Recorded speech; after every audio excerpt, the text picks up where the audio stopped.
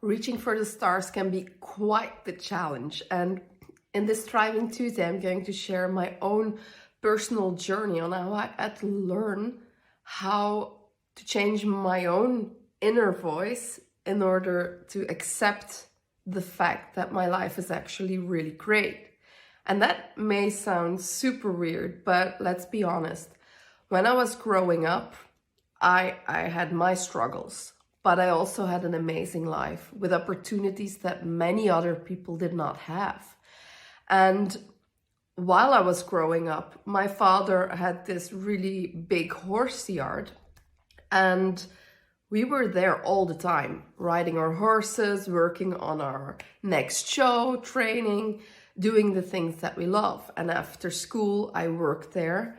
And growing up, I worked for my father, and we had moments that we were doing that together as a team. And that was actually difficult and challenging, but also really fun. But the thing is that people always saw me as this princess who had such an easy life. And I remember a time when I was studying. I was living at the yard. I had my own apartment there, and I was studying 12 to 14 hours a day. The minimum I did was 10 hours on an easy day, because I wanted to get my degree, because at 18 I stopped school and I went straight into the horse world because that was my big dream. But then later on I found, there's new aspirations for me and I can grow and evolve again. And so I wanted to get my degree. So I was studying for exams in open university, which actually means that, you don't have lessons, you just get the book, get on with it, and study and learn everything yourself. So those were books from 700 to 1,000 pages that you had no explanation and you just had to figure it out yourself. And actually that was going quite well, but of course, it takes time. I'm not a fast reader, so for me, I never learned how I had to study, so it was quite a journey. I had to reinvent myself in being a student and showing up as a student. And I remember that when I asked the staff, my colleagues working at the yard with me, if they could just put my horse in the field. I know I lived there, but I was really focused and I really wanted to perceive my goal.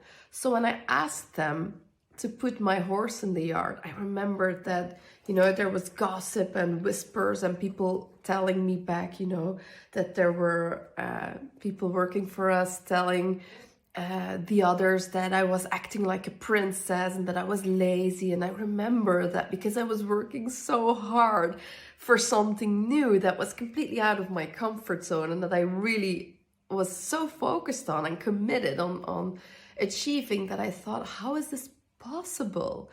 And this girl was riding my horse for me a little bit, and I was so happy that she wanted to do that. But then she got, turned up against me to not do that because I was the lazy princess. And it really bothered me that, that's 15 years ago or 10 years ago. And 10 years ago, not that old yet.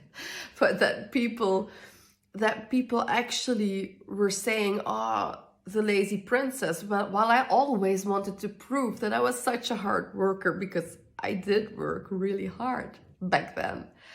And now the difference is stepping into my own power, trusting myself, feeling good about myself and actually enjoying life on a whole different level.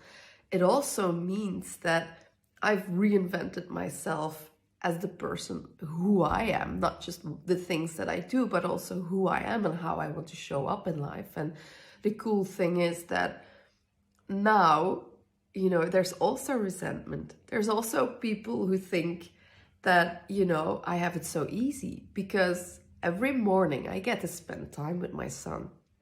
And when I'm not pregnant in the afternoon, I just go out to ride my horses. And I work every day, a few hours every day, sometimes in the evening as well. But it doesn't feel like work because I'm doing the things that I love. And then, I get so much energy from working with all these amazing, cool artists, actors, singers, the people that others are also jealous of because you have a relationship with them as well, which I honestly think is absolutely stupid. But it's so funny because at this point in my life, it can't touch me. I really honestly don't give a shit if you think that I'm lazy or if I'm leading my life like a princess. I'll tell you more. I feel like a fucking goddess. I feel like this is my play yard and that this life is here to serve me and not the other way around. And I actually feel amazing about that. And I'm so happy that I can share this with you because I honestly want you to know and feel what I'm feeling and what I'm telling you, that it's not about proving how amazing you are. It's about knowing it for yourself and feeling it, that it's just perfect the way it is. And that it's okay if you rise above the mediocre or whatever the word is. I don't even know the word for that. But it's okay if you reach for the stars and rise above others. Because actually all you can do is inspire them to take a look at their own life and see, am I happy here? Am I doing the things I love? Am I leading my life the way that I want to lead it? And if they're not, you get to fuel them. You get to inspire them. And if they are, then there won't be any resentment, because then they will feel fine and they will be fine with you doing your own thing. So that's the cool part. You just have to know that when people are jealous or envy you or say shit about you, which I know happens when you are, at that level of the stars and on your way to the stars as well. The thing is, it's just because what you do and who you are and the way you show up in life, which is going for your greatest good, can be very confrontational for others. Because maybe they're stuck, or maybe, they have this shit job, or maybe they don't have the freedom that you have, or maybe they don't get to live their passion, or wear the cool outfits, or permit themselves to have an expensive hairdresser, or whatever it is. Doesn't matter. Or beautiful house. It doesn't matter. There's always things that people will be jealous of or can be jealous of.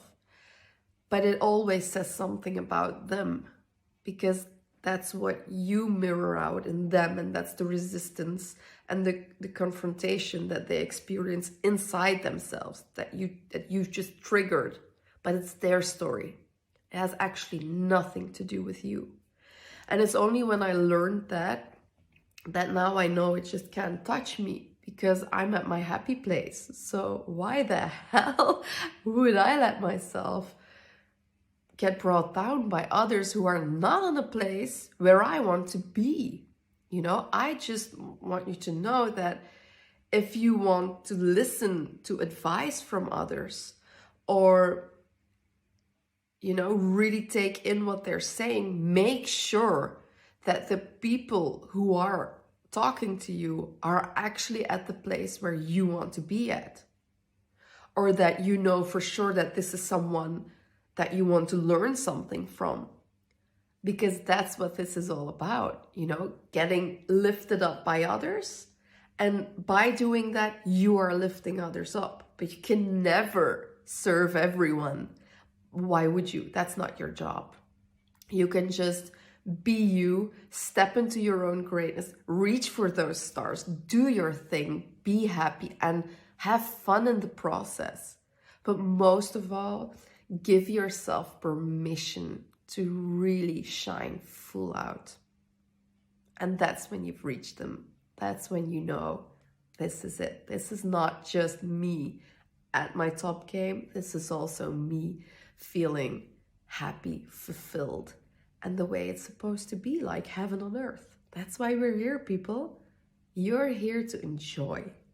And I really hope you do. Let me know if I can be a support for you on that journey. Ciao, shine on.